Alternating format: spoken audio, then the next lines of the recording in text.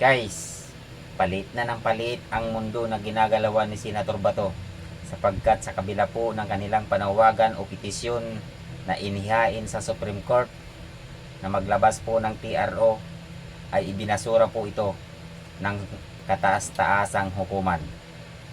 Okay guys, kaya magdasal ka na, Senator Bato. Sa ito, humihingi tayo ng komento mula sa Department of Justice kung ano na yung mga susunod na nilang hakbang. Kung finally ba, i-implement na ba itong warrant laban kay Senator Bato, pero wala pa silang tugon sa atin. But theoretically, dahil wala nga Panoorin po natin ang balitang ito.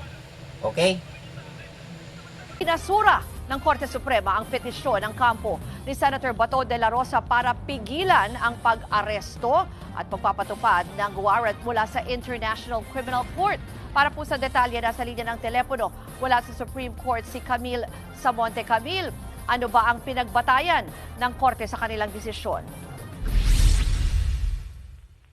Ruth, sa botong 951, hindi pinagbigyan ng Korte Suprema ang kahilingan ni Senator Ronald Bato de la Rosa para sa isang temporary restraining order o TRO. Sa mga oras na ito, humihingi tayo ng komento mula sa Department of Justice kung ano na yung mga susunod na nilang hakbang. Kung finally ba, i-implement na ba itong warrant laban kay Senator Bato, pero wala pa silang tugon sa atin. But theoretically, dahil wala nga inalabas na Pwede na talaga ngayon na arestuhin, at sabi rin ng NBI, alam nila kung nasaan may impormasyon sila kung nasaan si Senator Bato.